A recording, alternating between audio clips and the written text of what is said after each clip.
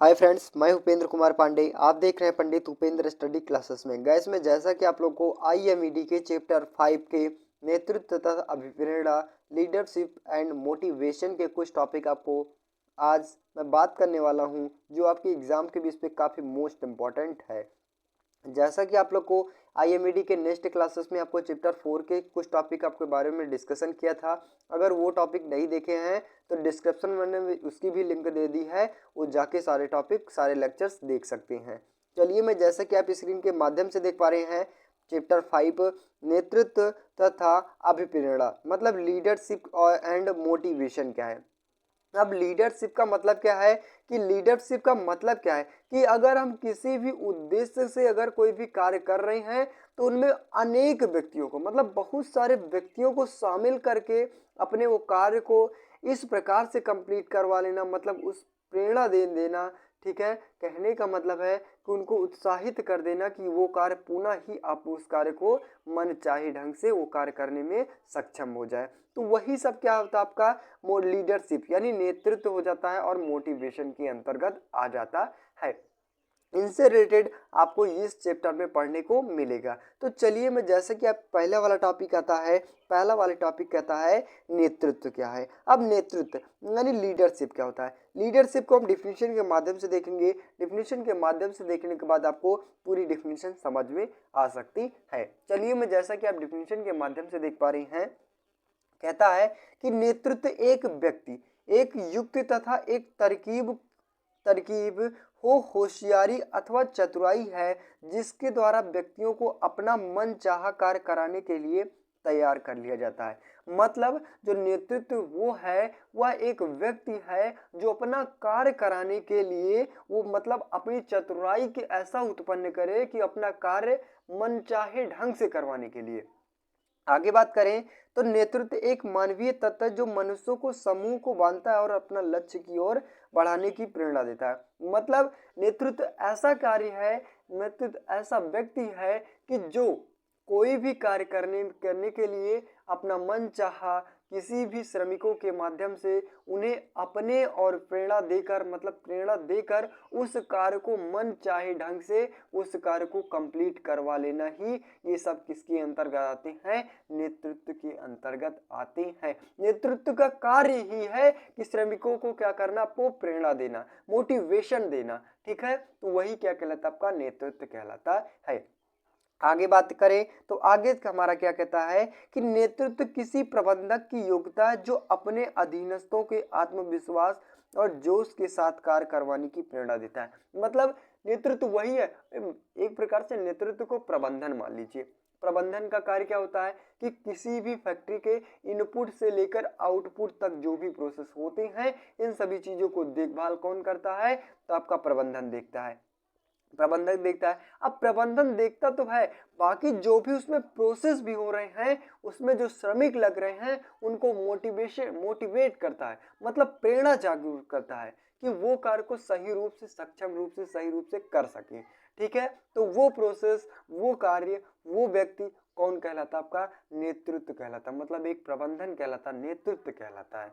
ठीक है, आगे बात करें, यहाँ पे आप लोग को विभिन्न प्रकार के वैज्ञानिकों ने अपने अपने मतभेद दिए। तो यहाँ पे सबसे मोस्ट इंपॉर्टेंट आता है तो जॉर्ज एम टेरी के अनुसार, मतलब जॉर्ज आर टेरी के अनुसार टेरी ने क्या कहा, इनको देखते हैं डिफिनीशन के माध्यम से। नेतृत्व लोगों को प्रभावित करने की एक कला है जो खुशी से सामूहिक उद्देश्यों को पाने के लिए उद्यम करता है। मतलब कि अगर हम किसी फैक्ट्री में कार्य कर रहे हैं या फिर किसी फैक्ट्री में कोई भी कार्य करवा रहे हैं तो ऐसा प्रबंधन नहीं होना चाहिए कि जिससे जो श्रमिक है श्रमिकों का मनोबल टूट जाए और वो कार्य करने में अपना रुचि ना प्रदान करे।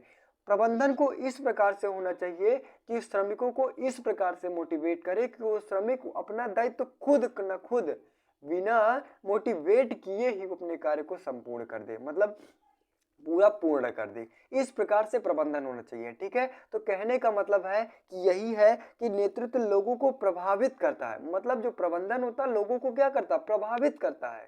ठीक है, तो जो खुशी खुशी सामूहिक रूप से मतलब एक साथ मिलकर उस कार्य को पूर्ण कर देते हैं। ठीक है, तो वही क्या कहलाता, आपका नेतृत्व कहलाता है। आई होप गाइस आप लोग को नेतृत्व एकदम इजी ढंग से समझ में आ गया होगा। अब आगे बात करें तो नेतृत्व के कार्य कौन कौन से होते हैं।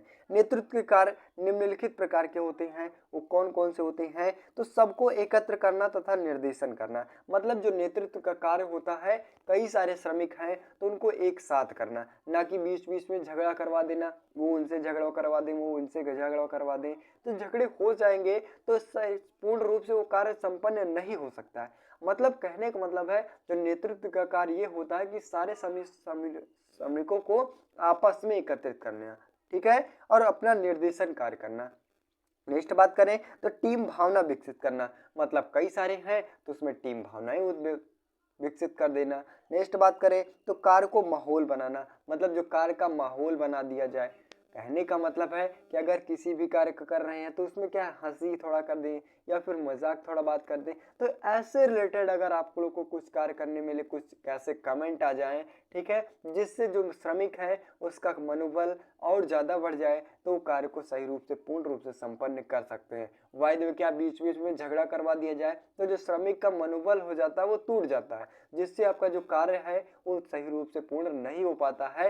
तो नेतृत्व का कार्य यही होता है कि जो कार्य का माहौल बना दे। मतलब कुछ कुछ बीच बीच में कमेंट कर दें, हंसी या मजाक कर दें, तो ऐसे प्रोसेस का कहने का मतलब है ये सब किसके कार्य होते हैं? तो आपके नेतृत्व के कार्य होते हैं। नेक्स्ट बात करें तो सलाहकार की भूमिका निभाता है। मतलब कोई भी श्रमिक अगर किसी भी प्रकार की समस्याएं उत्पन्न होती हैं तो या फिर वो प्रबंधन से जाकर पूछता है, प्रबंधन खुद मोटिवेट करता है कि आपको इस रास्ते से ऐसा प्रोसेस करना है। तो कहने का मतलब है कि जो नेतृत्व का कार्य भी होता है वो सलाहकार भी देता है। किसको देता है? आपको प्रबंधन को भी देता है और साथ साथ श्रमिकों को भी देता है।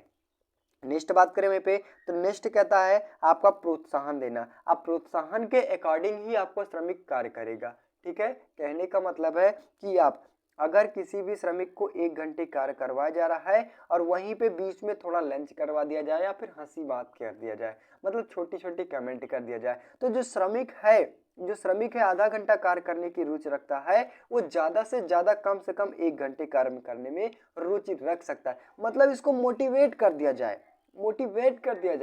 प्रोत्साहन कर दिया जाए जिसको बोलते हैं, तो वो कार्य क्या कर दिया जाएगा, आपका पूर्ण रूप से कार्य करने में सक्षम हो सकता है। ये किसके कार्य होते हैं? तो आपके नेतृत्व के कार्य होते हैं।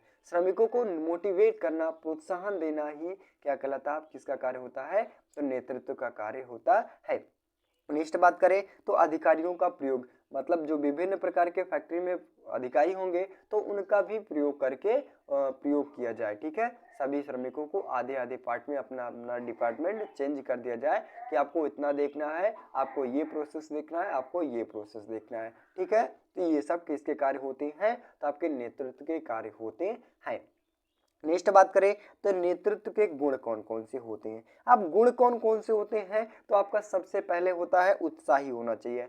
उत्साही मतलब उत्साह उत्पन्न करने वाला, ठीक है। कहने का मतलब है कि श्रमिकों का मनोबल बढ़ाने वाला, ठीक है। इस प्रकार से उसका जो नेतृत्व का गुण होना चाहिए। नेतृत्व क्या है? आपका एक व्यक्ति है नेतृत्व, ठीक है। नेक्स्ट बात करें सहयोग की भावना प्रदान करने वाला। अब सहयोग की भावना प्रदान करने वाला होना चाहिए।